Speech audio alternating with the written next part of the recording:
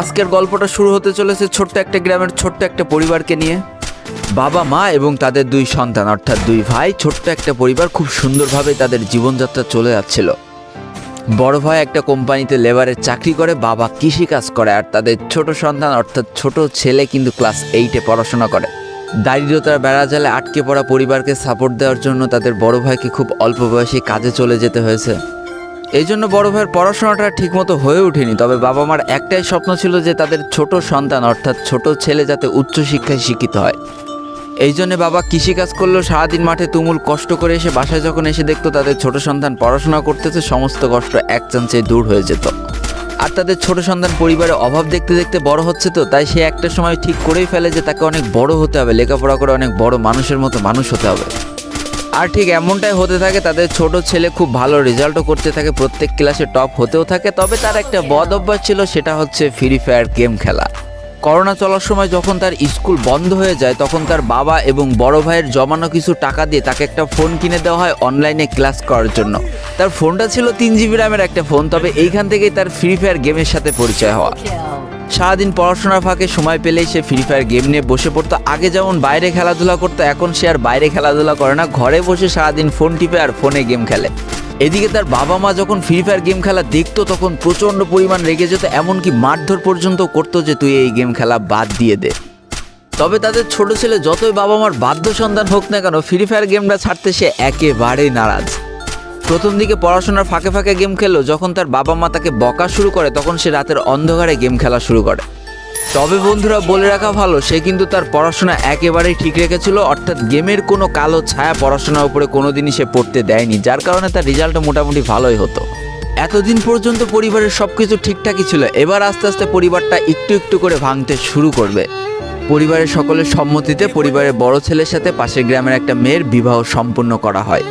আর যেন বিবাহের কয়েক মাস যেতে না যেতে বড় ভাইয়ের পরিবর্তন লক্ষ্য করতে শুরু করা যায়। এতদিন ছোট ভাইয়ের পড়াশোনা খরচ বড় ভাই আর বাবা মিলে চালিয়ে আসলেও এখন আর বড় ভাই কিন্তু ছোট ভাইয়ের পড়াশোনা খরচ দিতে রাজি হয় না। তবে তাতেও খুব একটা ফারাক পড়ে না, কারণ তাদের বাবা এখনও শক্তভাবে তাদের পরিবারটাকে ধরে রেখেছে। অর্থাৎ বাবা কিন্তু কৃষিকাজ করে তাদের পরিবারটা খুব সুন্দরভাবে চালিয়ে নিচ্ছিল। তবে বলে রাখা ভালো, হাতের 5টা আঙুল যেমন এক হয় না, পরিবারের প্রত্যেকটা সন্তানের মন মানসিকতাও কিন্তু এক হয় না। কিছুদিন পর বড় ভাই পুরোপুরি আলাদা হয়ে যায়, তার বউকে নিয়ে নতুন করে সংসার তৈরি করে। এমনকি একটা পর্যায়ে যে বড় ভাই তার পরিবারকে অস্বীকার করে দেয়, অর্থাৎ একটা টাকাও আর পরিবারে দিত না, সমস্ত টাকা সে নিজের সংসারেই খরচ করত। 4 জনের পরিবারটা ভেঙে যে এখন 3 জনের পরিবার হয়ে গেল, বাবা মা আর তাদের ছোট সন্তান। এখন পুরো পরিবারের দায়িত্বটা বাবার উপরে পড়ায়। দিনরাত 24টা ঘন্টা হাড় ভাঙা খাটুনি করা শুরু করে দেয় তাদের বৃদ্ধ বাবা।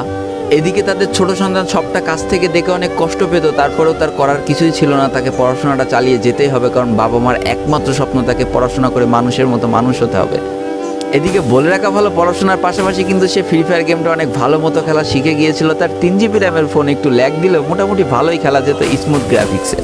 এমনকি সে আস্তে আস্তে টুর্নামেন্ট খেলাও শুরু করে। আর এখান থেকে যে টাকায় পেত, 50 টাকা, 100 টাকা, 200 টাকা যা পেত, সেই টাকাতে তার পরীক্ষার বই খাতা কিনত, যাতে তার বাবার একটু কম পরিশ্রম করা লাগে, কম খাটনি করা লাগে। হায় রে, পরিবারের বড় ছেলে পরিবার থেকে আলাদা হয়ে গেল, আর ছোট ছেলে চিন্তা করছে বাবার কিভাবে কষ্ট কম করা লাগবে। এরই মাঝে সে একদিন চিন্তা করে, সে তো টুর্নামেন্টে অনেক ভালো পারফরমেন্স করছে, তাহলে তার একটা ইউটিউব চ্যানেল খোলার দরকার। অন্তত টুর্নামেন্টের ওই ম্যাচগুলো ইউটিউবে ছাড়লো, যদি কপালে ভালো কিছু লেখা থাকে। এমনই একদিন তার একটা টুর্নামেন্ট চলছিল, সে বারান্দায় বসে বসে টুর্নামেন্টটা খেলছিল। আর ঠিক সেই সময় তার বাবা হাড় ভাঙা খাটুনি করে মাঠ থেকে কেবলই বাসায় ঢুকছিল। এমন সময় তার ছেলের পড়াশোনা বাদ দিয়ে গেম খেলা দেখে বাবা প্রচণ্ড পরিমাণ রেগে যায়, আর ফোনটা ধরে একটা আছাড় মেরে দেয়, যার কারণে তার ডিসপ্লেটা ফেটে যায়। সেই দিন সে ভাঙা ফোনটা আঁকড়ে ধরে অঝরে কেঁদেছিল, তার সমস্ত স্বপ্ন যেন এক নিমিষেই শেষ হয়ে গিয়েছিল। তারপরে সে স্কুলে যাওয়ার জন্য যে টাকা পেত, সেই টাকাগুলো জমিয়ে জমে একটা সময় তার ফোনের ডিসপ্লেটা ঠিক করে। আর ডিসপ্লে ঠিক করতে 1500 টাকা লেগেছিল, আর সময় লেগেছিল প্রায় 4.5 মাস। আর এই 4.5 মাসে সেই ইউটিউব চ্যানেলের যে জিমেলটা ছিল, সেই জিমেলটাও সে ভুলে যায়, অর্থাৎ তার ইউটিউব চ্যানেলটাও নষ্ট হয়ে যায়। কিন্তু পরিবারের ছোট সন্তানরা একটু ঘাটতারা হয়, কোনোভাবে কোনো কিছুতে হার মানতে রাজি হয় না, যেমন আমি। তাই সে আবারও ফ্রি ফায়ার খেলা শুরু করে, আবারও নতুন করে ইউটিউব চ্যানেল খোলা শুরু করে।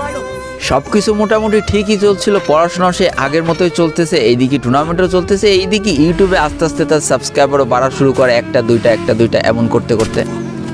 কিন্তু হঠাৎ করে তাদের পরিবারটা জীবনের সব থেকে বড় একটা ধাক্কা খায়, যেহেতু তাদের বাবা কৃষিকাজ করে তাদের পরিবার চালাতে হিমশিম খাচ্ছিল, পরিবারের এত প্রেশার, 24 ঘন্টা হাড় ভাঙা খাটুনি করতে করতে একটা দিন হঠাৎ করে উনি প্যারালাইসিস হয়ে যায়। তার ডান পাশের হাত এবং পা পড়ে যায়, যার কারণে সে একেবারে অক্ষম হয়ে পড়ে। আর এটাই ছিল তাদের পরিবারের সব থেকে বড় কালো অধ্যায়।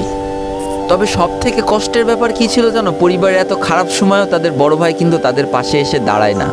এবার শুরু হয় তাদের পরিবারে আসল কষ্ট। না ছোট ছেলের পড়ার টাকা আছে, না বাবার ওষুধ কেনার টাকা আছে, না তাদের 3 বেলা ঠিক মতো খাবার টাকা আছে। কি আর করবে, পরিবারে এই অসহায় অবস্থা দেখে না খেয়ে তো মরা যায় না, তাই তাদের মা লোকের বাসায় কাজ করা শুরু করে দেয়। কিন্তু কাজ করে 3 বেলা খাবার জোটানো গেলেও বাবার ওষুধ আর সন্তানের পড়াশোনার খরচ চালাইতে হিমশিম খাচ্ছিল তাদের মা। ঠিক এই সময়টায় পরিবারের ছোট ছেলে সারাদিন চিন্তা করতে থাকে যে আসলে তার কি করা উচিত, কি করলে পরিবারের সবাই ভালো থাকবে, কি করলে বাবার ওষুধ কেনার টাকা সে জোগাড় করতে পারবে, কি করলে বাবা মার স্বপ্ন পূরণের জন্য সে পড়াশোনা করতে পারবে। তার সামনে শুধু একটা অপশনে খোলা ছিল, সেটা হচ্ছে ফ্রি ফায়ার গেমটা। কি আর করবে, সারাদিন সে পড়াশোনা করতো আর সারা রাত ফ্রি ফায়ার গেম খেলে খেলে ভিডিও আপলোড করা শুরু করে ইউটিউবে। তোমরা শুনলে অবাক হয়ে যাওয়া, 24টা ঘন্টার মধ্যে সে মাত্র 4.5 ঘন্টা ঘুমাতো। দিনের বেলা স্কুলে থাকতো, স্কুল থেকে এসে সে একটা চার দোকানে কাজ করতো, চার দোকান থেকে বাসায় এসে পড়াশোনা করতো, পড়াশোনার পরে রাত্রেবেলা ফ্রি ফায়ার গেম খেলে ভিডিও আপলোড করতো। সৃষ্টিকর্তা হয়তো তাদের কষ্টটা দেখেছিল, তাই তার বেশি দিন কষ্ট করা লাগেনি। 4.5 মাসের মাথায় তার একটা ভিডিও ভাইরাল হয়ে যায়।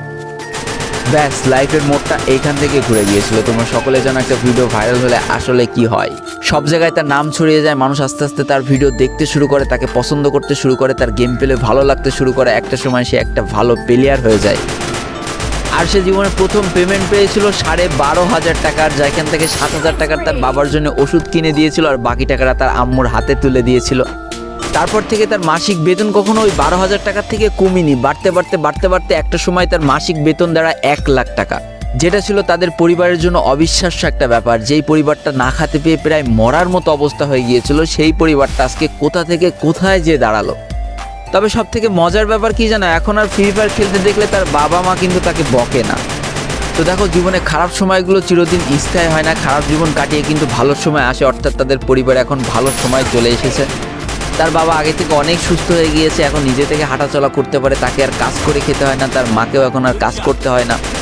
এইদিকে সব থেকে বড় আনন্দের ব্যাপার কি জানো, ওই ছেলেটা তার পড়াশোনাটাও ঠিক রেখেছিল। অর্থাৎ এসএসসি পরীক্ষায় সে কিন্তু জিপিএ 5 পেয়ে উত্তীর্ণ হয়েছে। তো বন্ধুরা, আজকের গল্পটা থেকে আমরা কি শিখলাম? জীবনে কোনো পরিস্থিতিতে, যতই খারাপ পরিস্থিতি আসুক না কেন, তোমাকে হার মানা যাবে না। প্রথম যেদিন তার বাবা ফোনটা ধরে আছাড় মেরে ফোনটা ভেঙে দিয়েছিল,